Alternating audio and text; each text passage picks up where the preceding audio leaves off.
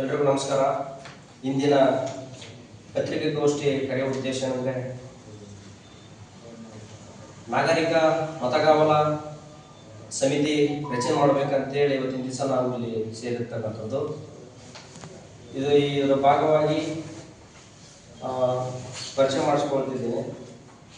ಕರ್ನಾಟಕ ರಾಜ್ಯ ರೈತ ಸಂಘದ ರಾಜ್ಯ ಕಾರ್ಯಾಧ್ಯಕ್ಷರಾದ ಜಯ ವೀರಸಂಗಯ್ಯ ಸರ್ ಬಂದಿದ್ದಾರೆ ಮತ್ತು ತಿಪ್ಪೇಸ್ವಾಮಿ ವೆಂಕಟೇಶ್ ಸರ್ ಬಂದಿದ್ದಾರೆ, ಕಾಂಗ್ರೆಸ್ ಮುಖಂಡರು.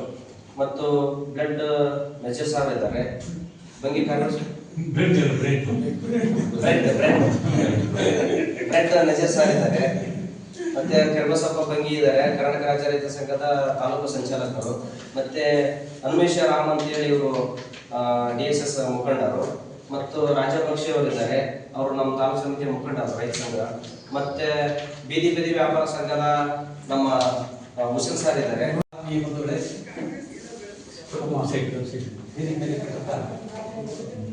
ಕಾಂಗ್ರೆಸ್ ಮುಖಂಡರಾಗಿರ್ತಕ್ಕಂಥ ತಿಪ್ಪೇಸ್ವಾಮಿ ವೆಂಕಟೇಶ್ ನಮ್ಮ ಕರ್ನಾಟಕ ರಾಜ್ಯ ರೈತ ಸಂಘದ ರಾಜ್ಯ ಕಾರ್ಯಾಧ್ಯಕ್ಷರು ಎಲ್ಲ ಬಂಧುಗಳೇ, ಇವತ್ತು ಈಗಾಗಲೇ ತಮಗೆಲ್ಲ ವಿಷಯ ಗೊತ್ತಾಗಿದೆ. ಈ ಮತದಾರರ ಪರಿಷ್ಕರಣ ಇದು ನಡೀತಾ ಇದೆ, ಪ್ರಕ್ರಿಯೆ ನಮ್ಮ ಇಡೀ ಕರ್ನಾಟಕದಲ್ಲೆಲ್ಲ ನಡೀತಾ ಇದೆ.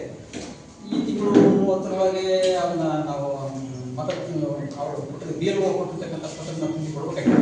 ಮತ್ತು ನಿನ್ನೆ ಮತ್ತು ಹೊಸ ಆದೇಶ ಬಂದಿರೋದ್ರಿಂದ ಆಗಸ್ಟ್ 8ರವರೆಗೆ ಅಂತಕ್ಕಂಥದ್ದು ಇದು ಒಂದು ಕಡೆಗೆ ಸರ್ಕಾರದಿಂದ ನಡೀತಕ್ಕಂಥ ಒಂದು ಪ್ರಕ್ರಿಯೆ ಮತಗಳ ಪರಿಷ್ಕರಣೆಗೆ.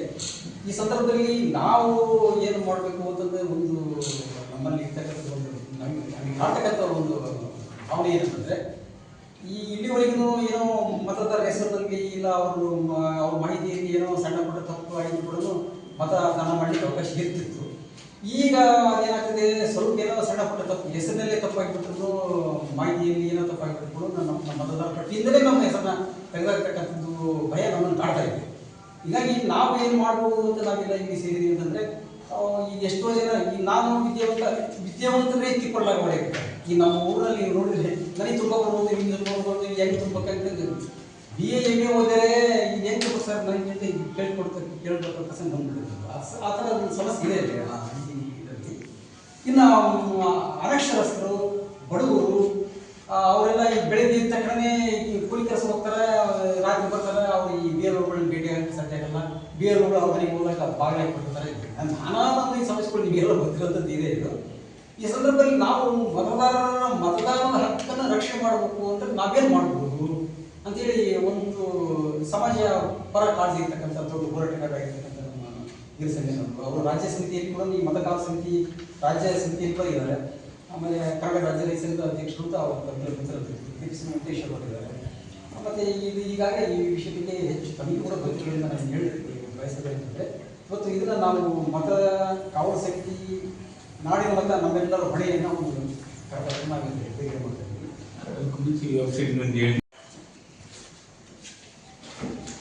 SIR ಹಿನ್ನೆಲೆಯಲ್ಲಿ ನಾಗರಿಕ ಮತ ಕಾವಲು ಸಮಿತಿ ಈ ಒಂದು ಉದ್ಘಾಟನಾ ಕಾರ್ಯಕ್ರಮದ ಪತ್ರಿಕಾಗೋಷ್ಠಿಯ ವೇದಿಕೆಯಲ್ಲಿ ಉಪಸ್ಥಿತರಿರುವ ಹಿರಿಯರು, ಹೋರಾಟಗಾರರು, ರಾಜ್ಯ ರೈತ ಸಂಘದ ಕಾರ್ಯಾಧ್ಯಕ್ಷರಾಗಿರ್ತಕ್ಕಂಥ ಶ್ರೀಯುತ ವೀರಸಂಗಯ್ಯನವರೇ, ಬೀದಿ ವ್ಯಾಪಾರ ಅಧ್ಯಕ್ಷರಾಗಿರ್ತಕ್ಕಂಥ ರೋಷನ್ ಅವರೇ, ಹಿರಿಯರಾಗಿರ್ತಕ್ಕಂಥ ನಜೀರಣ್ಣನವರೇ, ಹಿರಿಯ ಸಾಹಿತಿಗಳಾಗಿರ್ತಕ್ಕಂಥ ಶಿವಕುಮಾರ್ ಅವರೇ, ಮಂಜುನಾಥನವರೇ, ಕೊಟ್ರೇಶ್,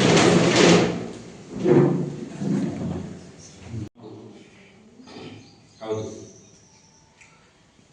ನಮ್ಮ ಯಾವುದೇ ದೇಶದ ಪ್ರಜೆ ಇರ್ಬೋದು, ಆ ದೇಶದ ಪ್ರಜೆ ಅಂತೇಳಿ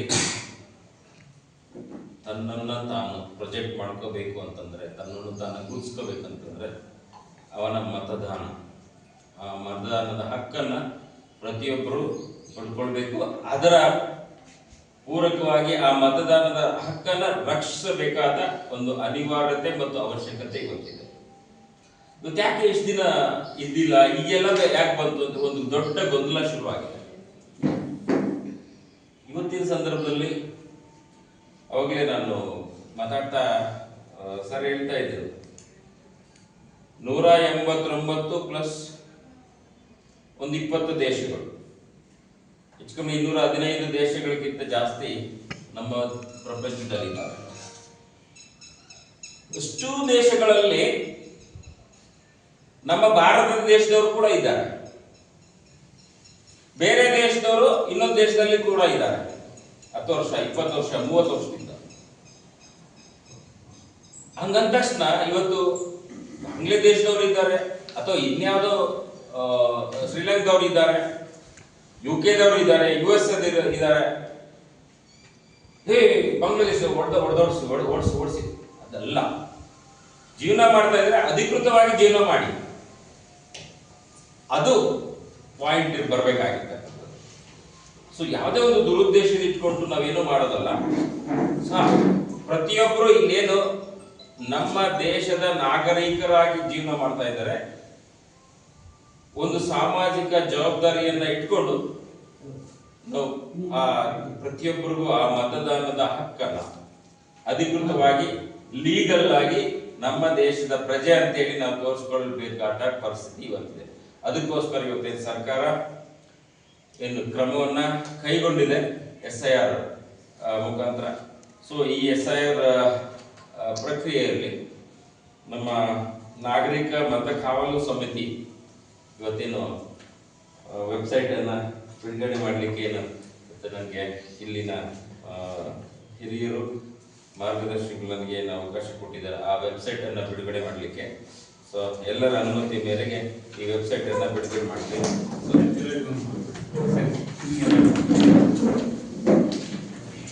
ಈ ವೆಬ್ಸೈಟ್ ಇಂದ ಏನೇನು ಉಪಯೋಗ ಐತೆ ಅಂತಂದ್ರೆ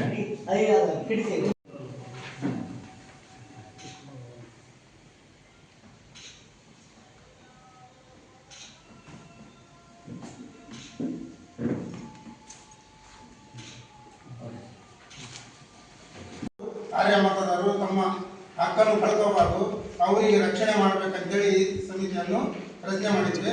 ಹಾಗಾಗಿ ನಾವೆಲ್ಲರೂ ಸೇರಿ ಎಲ್ಲ ಬಡ ಜನತೆ, ಕೂಲಿ ಕಾರ್ಮಿಕರು ಎಲ್ಲರ ಹತ್ರ ಹೋಗಿ ಎಲ್ಲ ರೀತಿಯಿಂದ ಅವರಿಗೆ ಸವಲತ್ತು ಕೊಟ್ಟು ಅವರನ್ನು ಮತ ಹೋಗದಂತೆ ತಡೆ ಹಿಡಬೇಕಂತೇಳಿ ನನ್ನ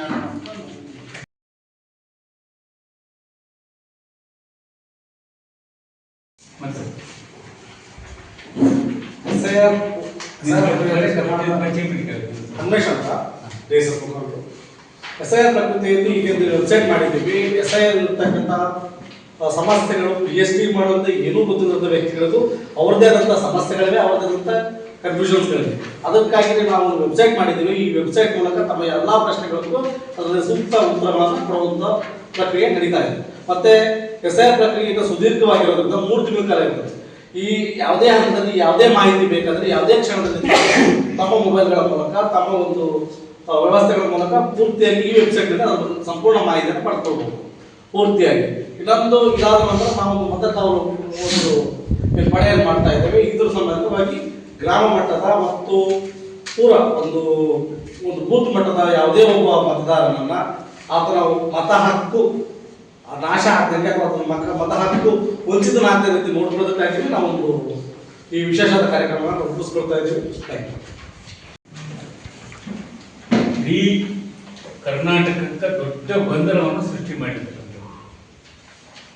ಯಾವಾಗ SIR ಪ್ರಕ್ರಿಯೆ ಸ್ಟಾರ್ಟ್ ಆಗೋ ಭಾರತದಲ್ಲಿ ಅವತ್ತಿನಿಂದ ಕೂಡ ಇದನ್ನ ಅಬ್ಸರ್ವೇಷನ್ ಮಾಡ್ತಾನೆ ಬಂದಿದ್ವಿ. ಅತ್ಯಂತ ಅವೈಜ್ಞಾನಿಕ, ಸೈಂಟಿಫಿಕ್ ಅಲ್ಲ, ಇದು ಅನ್ಸೈಂಟಿಫಿಕ್. ಉದ್ದೇಶ ಏನು? ಅರ್ಹ ಮತದಾರರನ್ನ ನ್ಯಾಯ ಒದಗಿಸ್ತಾ ಇದ್ರೆ SIR ಮಾಡಿ ಏನು ಪ್ರಯೋಜನ? ಸರಿ, ನಾವು ವಿದೇಶದಲ್ಲಿ ತೆಗಿಬೇಕು, ಅದೆಲ್ಲ ಓಕೆ. ಸ್ವತಂತ್ರ ತೆಗಿಬೇಕು, ಡಬಲ್ ವೋಟ್ ಇದ್ರೆ ಒಂದೇ ಕಡೆಗೆ ವೋಟ್ ಮಾಡಬೇಕು.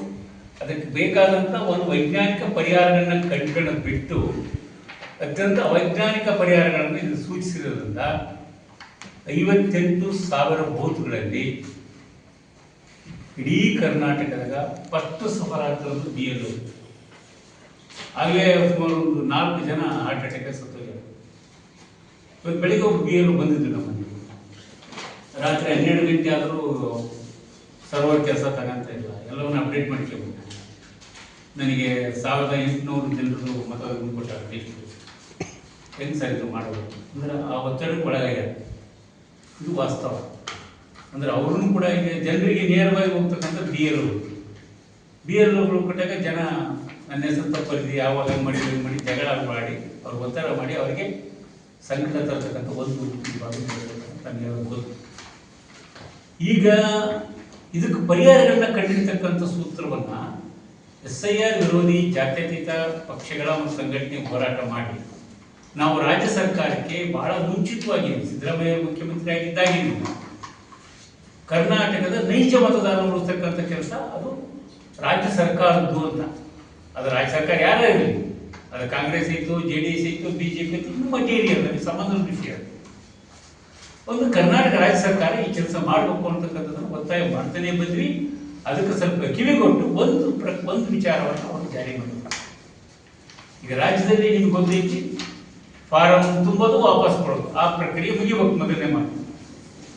ಅದ್ರಾಗ ಆಗ್ತಕ್ಕಂಥ ತೊಂದರೆಗಳನ್ನ ನಿರ್ದಿಷ್ಟವಾಗಿ ಪರಿಹಾರ ಮಾಡಲಿಕ್ಕೆ 58,000 ಬೂತ್ಗಳಲ್ಲಿ ಒಂದೇ ಒಂದು ಬೂತಲ್ಲಿ ಸಮಸ್ಯೆ ಮಾಡಿದ್ರು ಅಂತಕ್ಕಂಥದ್ದು ಇಲ್ಲ. ಎಲ್ಲವೂ ಈ ಸಮಸ್ಯೆ ಸರ್ವಕಾಲಿಕ ಆಗಬೇಕು. ಇದು ಒಂದಾಗಿ.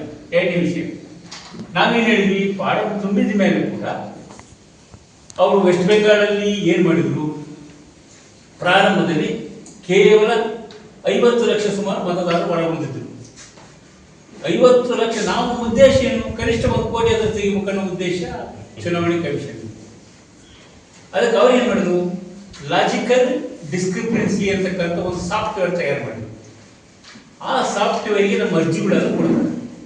ಅರ್ಜಿಗಳು ಕೊಟ್ಟ ತಕ್ಷಣ ಆ ಸಾಫ್ಟ್ವೇರ್ ಏನು ಮಾಡ್ತತಿ, ನಿನ್ನ ಇನಿಷಿಯಲ್ ಹಿಂದೆ ಮುಂದೆ ಇದ್ರೆ ರಿಜೆಕ್ಟ್ ಮಾಡ್ತತಿ, ನಿನ್ನ ಹೆಸರಿನಲ್ಲಿ ಒಂದೇ ಅಕ್ಷರ ತಪ್ಪದು ರಿಜೆಕ್ಟ್ ಮಾಡ್ತತಿ, ನಿಮ್ಮ ತಂದೆ ಹೆಸರು ಲಿಂಕ್ ಆಗಿದ್ರೆ ರಿಜೆಕ್ಟ್ ಮಾಡ್ತೈತಿ, ಗಂಡಿನ ಹೆಸರು ಲಿಂಕ್ ಆಗಿದ್ರೆ ರಿಜೆಕ್ಟ್ ಮಾಡ್ತೈತಿ. ಈ ರೀತಿ ರಿಜೆಕ್ಷನ್ ಬಂದ ಮೇಲೆ ಅಂದ್ರೆ ಕರ್ನಾಟಕದಲ್ಲಿ ಸರಿಸುಮಾರು 2 ಕೋಟಿ ಜನರಿಗೆ ನೋಟಿಸ್ ಬರೋದು ಕಾಯ್ದೆ. ಅದು ನಿನಗೆ ಬರ್ತು ನನಗೆ ಬರ್ತು ಗೊತ್ತಾಗುತ್ತೆ. ಆಗಸ್ಟ್ 8 ಮುಗಿದ ತಕ್ಷಣ ಅವೆಲ್ಲವೂ ಕೂಡ ಲಾಜಿಕಲ್ ಡಿಸ್ಕ್ರಿಪೆನ್ಸಿ ಹೋಗ್ತವು, ಸಾಫ್ಟ್ವೇರ್ ವಾಪಸ್ ರಿಜೆಕ್ಟ್ ಆಗ್ತವು, ನಮಗೆ ನೋಟಿಸ್ ಕೊಡ್ತಾರೆ. ಆಗ ನೋಟಿಸ್ಗೆ ನಾವು ಅವ್ರು ಹೇಳಿರ್ತಕ್ಕಂಥ 11 ದಾಖಲೆಗಳಲ್ಲಿ ಒಂದು ದಾಖಲೆ ಇಟ್ಕೊಂಡಿದ್ದೇವೆ. ಆ ದಾಖಲೆಗಳು ಏನು ಅಂತೇಳಿ ನಾವು ಪ್ರಾರಂಭದಿಂದ ಕಳೆದ 3-4 ತಿಂಗಳಿಂದ ರಾಜ್ಯದಲ್ಲಿ ಕೆಲಸ ಮಾಡಿದ್ವಿ. ತರಬೇತಿಗಳು ಮಾಡಿದ್ವಿ, ಸಮಾವೇಶಗಳು ಮಾಡಿದ್ವಿ, ಜಾಥಾ ಮಾಡಿದ್ವಿ, ಎಚ್ಚರ ಮಾಡಿದ್ವಿ. ಈಗ ಅದೆಲ್ಲದನ್ನು ಜನರಲ್ಲಿ ಒಂದು ಅಣಿ ಮಾಡಿದ್ವಿ. ಅದ್ರ ಜೊತೆ ಇವತ್ತು ದೊಡ್ಡ ಟಾಸ್ಕ್, ಕರ್ನಾಟಕದ ದೊಡ್ಡ ಟಾಸ್ಕ್ ನೈಜ ಮತದಾನ ಉಳಿಸುವ ಕೆಲಸ ಅಷ್ಟೇ. ವಿದೇಶದಲ್ಲಿ ಬಿಟ್ಟು ಹೋಗ್ಲಿ, ಇಲ್ಲಿಗೆಲ್ಲ 2 ದೇಗ ಹಾಕಲಿ, ಸತ್ತ ನೋಡ್ ತೆಗಿಲಿ, 3 ಕಡೆ 4 ಕಡೆ ಓಡಿದ್ರೆ ಡಿಲೀಟ್ ಮಾಡಿ, ಯಾವ ಪ್ರಾಬ್ಲಮ್ ಇಲ್ಲ. ಕಾನೂನಿಗೆ ಬದ್ಧರಾಗಿ ಕೆಲಸ ಮಾಡ್ತಕ್ಕಂಥ ನಾವು ಹೇಳ್ತಕ್ಕಂಥ ಮಾತು ಏನಂದ್ರೆ, ನಿಜವಾದ ಮತದಾರರಿಗೆ ಬದುಕಿದಾಗ ನೀನು ಹೇಳ್ತಕ್ಕಂಥ ದಾಖಲೆಗಳಿಲ್ಲ, ಪೇಪರ್ ಇಲ್ಲ. ಪೇಪರ್ ಮುಖ್ಯನೋ ಬದುಕಿರೋದು ಮುಖ್ಯನೋ? ಬದುಕಿರೋದು ಮುಖ್ಯ ತಾನೇ. 30 ವರ್ಷ ನನ್ನ ಅಕ್ಕಪಕ್ಕ ಓಡ್ತಿದ್ರೆ ನಾನು ಬಿಡ್ತೀನಾ? ಬಿಡಕ್ಕೆ ಸಾಧ್ಯ ಇಲ್ಲ. ಆ ಕಾರಣಕ್ಕೆ ನಾವು ರಾಜ್ಯ ಸರ್ಕಾರಕ್ಕೆ ಒಂದು ವಿಷಯ ಹೇಳಿದ್ವಿ. ಮೊದಲನೇ ಮಾತು, ನೀವು ವಾಸ ದೃಢೀಕರಣ ಪತ್ರ ಕೊಡ್ರಿ. ಕೇರಳದಲ್ಲಿ ಮಾಡಿ ಸಕ್ಸಸ್ ಆಯಿತು. ಕನಿಷ್ಠ ಒಂದು 30-40 ಲಕ್ಷ ಓಟನ್ನು ಸೇವ್ ಮಾಡಲಿಕ್ಕೆ ಸಾಧ್ಯ ಆಯಿತು ನೈಜ ಮತದಾರ. ಆ ರೀತಿ ಕರ್ನಾಟಕದಲ್ಲಿ ಕೆಲಸ ಮಾಡಿ ಅಂತ ಹೇಳಿ ಅದನ್ನು ಮಾಡಿದ್ದಾರೆ. ಇನ್ನೂ 3 ವಿಷಯಗಳು ನಡೀತೀವಿ ನಾವು. ಜೊತೆಗೆ ರಾಜ್ಯ ಸರ್ಕಾರ ಹೆಲ್ಪ್ ಡೆಸ್ಕ್ಗಳನ್ನ ಮಾಡಬೇಕು, ಸಹಾಯವಾಣಿ ಮಾಡೋದಲ್ಲ. ಪ್ರತಿ ಬೂತಲ್ಲಿ ನೀವು ಇರಬೇಕು, ಆಫೀಸರ್ಸ್ ಇರಬೇಕು, ಗೌರ್ಮೆಂಟಿಂದನೇ ಇರಬೇಕು. ಅವರು ಯಾವ ಫಾರಂ ತುಂಬೋದಾಗಲಿ ಇನ್ನೊಂದಾಗಲಿ ಆ 25 ಇಸ್ವಿಗೆ ಇರ್ತಕ್ಕಂಥ ಓಟ್ ಬಿಟ್ಟೋಗಿತ್ತು, 22 ಬಿಟ್ಟೋಗಿತ್ತು, ವೆಬ್ಸೈಟಿಗೆ ಹಾಕಿಕೊಂಡು ತೋರಿಸಿ ಪ್ರತಿಯೊಂದನ್ನು ಕೂಡ ಗಮನಕ್ಕೆ ತರ್ತಕ್ಕಂಥ ಒಂದು ಸಹಾಯ ಮಾಡ್ತಕ್ಕಂಥ ಒಂದು ಡಿಸ್ಕನ್ನು ಸರಿ ಮಾಡಿತ್ತು ಒಂದು ಅಭಿಪ್ರಾಯ ಕೊಟ್ಟಿದ್ದು. ಅದನ್ನು ಸಹಾಯವಾಣಿ ಮಾಡಿದ್ರೆ ಇದನ್ನು ಮಾಡಿದ್ರು. ಇದು ರಾಜ್ಯ ಸರ್ಕಾರ ಒತ್ತಾಯ ಮಾಡ್ತಿದ್ದೆ ನಿಮ್ಮ ಮೂಲಕ ಬಂದು.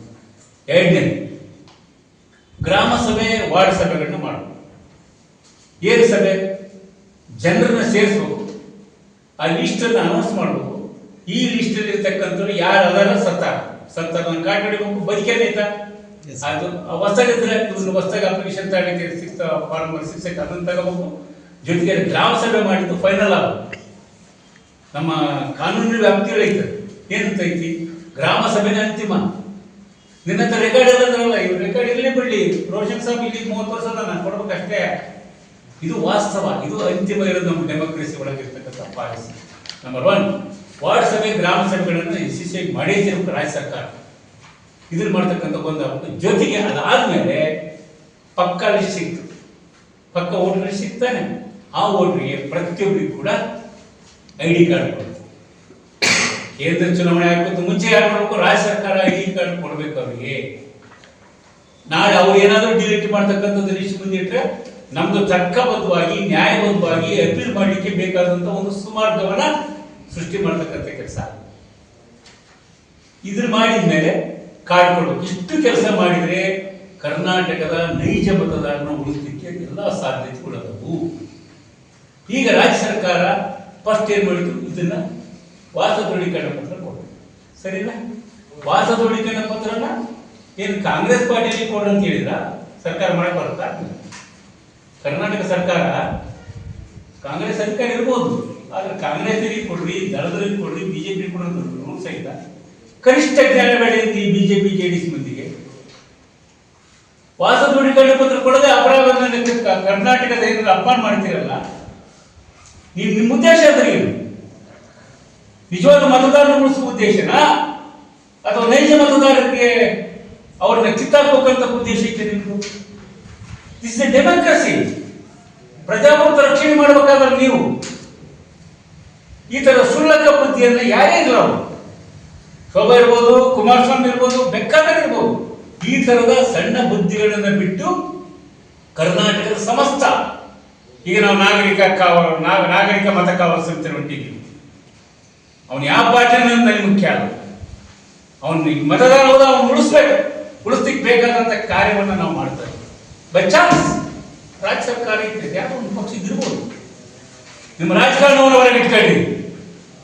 ಕನ್ನಡಿಗರ ಕರ್ನಾಟಕದ ಒಬ್ಬ ಪ್ರಾಮಾಣಿಕ, ಅದು ನಮ್ಮ ತಾಯಿಯಂದಿರಾಗಿರ್ಬೋದು ಅಥವಾ ರೈತರಾಗಿರ್ಬೋದು, ಕೂಲಿಕಾರರಾಗಿರ್ಬೋದು, ದಲಿತರಾಗಿರ್ಬೋದು, ಅಲೆಮಾರಿಗಳಾಗಿರ್ಬೋದು, ಯಾರದೇ ಒಂದು ಮತ ಕಳೆದ್ರ ಅದಕ್ಕೆ ಹೊಣೆ ನೀವಾಗಬೇಕಂತ ಹುಷಾರಿರ್ತಕ್ಕಂಥ ಎಚ್ಚರಿಕೆಯನ್ನ ಈ ಸಂದರ್ಭದಲ್ಲಿ ಕೊಡೋದ್ರ ಜೊತೆಗೆ ನಮ್ಮ ಡ್ಯೂಟಿ ಏನು, ನಾಗರಿಕ ಮತ ಕಾವಲು ಸಮಿತಿ ಪ್ರೆಸ್ ಮೀಟ್ ಮಾಡ್ಕೊಂತ ಹೋಗಲ್ಲ, ನಾವು ಬಹಳ ಸ್ಪಷ್ಟವಾದ ಒಂದು ದಾರಿಯನ್ನು ಹಿಡಿದಿದ್ದೀವಿ. ಅಲ್ಲಿ ವೆಬ್ಸೈಟ್ಸ್ ಅನ್ನು ತಿಳ್ಕೊಂಡು ಏನು ಸಹಕಾರ ಮಾಡಬೇಕು ಅಂದ್ರೆ ಕೆಳಗಿಂದ ಮ್ಯಾಪ್ ಕೊಡ್ಲಿಕ್ಕೆ ಈಗ ಕೆಲಸ ಸ್ಟಾರ್ಟ್ ಮಾಡಿದ್ದೀವಿ ನಿರಂತರವಾಗಿ. ಇದನ್ನ ಕರ್ನಾಟಕದ ಜನರ ಸ್ವತಃ ವ್ಯಾರಂಟಿ ಮಾಡ್ತಕ್ಕಂಥದ್ದು. ರೈತ ಸಂಘ ಐತಿ, ದಲಿತ ಸಂಘಟನೆಗಳು, ಕಮ್ಯುನಿಸ್ಟ್ ಅದಾರ, ವೆಲ್ಫೇರ್ ಪಾರ್ಟಿ ಐತಿ, ಎಲ್ಲರೂ ಅವರವ್ರ ಕರ್ತವ್ಯಗಳನ್ನ ಈ ರೀತಿ ನಿರ್ವಹಿಸಿ ಇದನ್ನು ಸಮಗ್ರವಾಗಿ ವಹಿಸ್ತಕ್ಕಂಥ ಕೆಲಸವನ್ನು ಮಾಡ್ತಾ ಇದ್ದೀವಿ. ಹಂಗಾಗಿ ಇಲ್ಲಿ ಹೆಚ್ಚು ಮಾಧ್ಯಮದವರು ಇದ್ರ ಬಗ್ಗೆ ಅಲರ್ಟ್ ಆಗಬೇಕು. ಭಾಳ ಜನರಿಗೆ ಗೊತ್ತಿಲ್ಲ, ಇದು ಫಾರಂ ಕೊಟ್ಟರೆ ಮುಗಿದು ನಂಗೆ ಓಟ್ ಬರುತ್ತೆ ಅಂತ ತಿಳ್ಕೊಂಡಾಗ ಅದು ಮುಂದೆ ಗೊತ್ತಾಗುತ್ತೆ. ಅಕ್ಟೋಬರ್ ತಿಂಗಳಲ್ಲಿ ಅರಾಜಕತೆ ಉಂಟಾಗುತ್ತೆ ಕರ್ನಾಟಕ ರಾಜ್ಯದಲ್ಲಿ. ಅರಾಜಕತೆ ತಪ್ಪಿಸ್ಬೇಕಂದ್ರೆ ಈ ರೀತಿಯಿಂದ ನಮ್ಮ ಜನರು ಮಾನಸಿಕ ಕುಗ್ಗೋಗ್ಬಿಡ್ತಾರೆ. ಆ ಕುಗ್ಗುವ ಬರ್ತಕ್ಕಂಥ ಜನರನ್ನ ತಡೆಯಬೇಕನ್ನೋದೇ ಅಷ್ಟು ಮಾತ್ರ ಅಲ್ಲ, ಅವರ ನ್ಯಾಯಯುತ ಓಟನ್ನು ಉಳಿಸ್ತಕ್ಕಂಥದ್ದು. ಅದಕ್ಕೂ ಮೇಲಿನ ಮುಂದಿನ ದಿನ ಇಡೀ ರಾಷ್ಟ್ರ ಮಟ್ಟದಲ್ಲಿ ಏನು ಮಾಡಬೇಕು ಅನ್ನೋ ಯೋಚನೆಗಳು ಎರಡನೇ ಭಾಗದಲ್ಲಿ ಹೇಳ್ತೀವಿ. ಸದ್ಯಕ್ಕೆ ಇಷ್ಟು ಹೇಳಿದೆ. ಇದನ್ನು ತಾವು ದಯಮಾಡಿ ಪ್ರಚಾರ ಮಾಡಿಸ್ಬೇಕು. ಜೊತೆಗೆ ನಿಮ್ಗೆ ಯಾವ್ಯಾವ ಇರ್ತದೆ ಈ ನಾಗರಿಕ ಅಗ್ನಿಮಣಿ ಕಾವಲು ಸಮಿತಿ ಮೆಸೇಜ್ ಕೊಡಬೇಕು, ಇವರಿಗೆ ಸಹಕಾರ ಕೊಡಬೇಕು. ಇಲ್ಲಿ ಯಾರು ಅಪಾಯಿಂಟ್ಮೆಂಟ್ ಇಲ್ಲ, ಗೌರ್ಮೆಂಟ್ ಇಲ್ಲ, ಸ್ವತಃ ಒಂದು ಮನಸ್ಸಿನಿಂದ ವಾರಂಟಿಯಿಂದ ಮಾಡ್ತಕ್ಕಂಥ ಕೆಲಸ ಇದು. ಇದಕ್ಕೆಲ್ಲರೂ ಸಹಕಾರ ಮಾಡಿ ಇದನ್ನು ಯಶಸ್ವಿ ಮಾಡಿಕೊಡ್ಬೇಕು. ಎಲ್ಲ ಮಾಧ್ಯಮದಿಂದ ನನ್ನ ವಿನಂತಿ.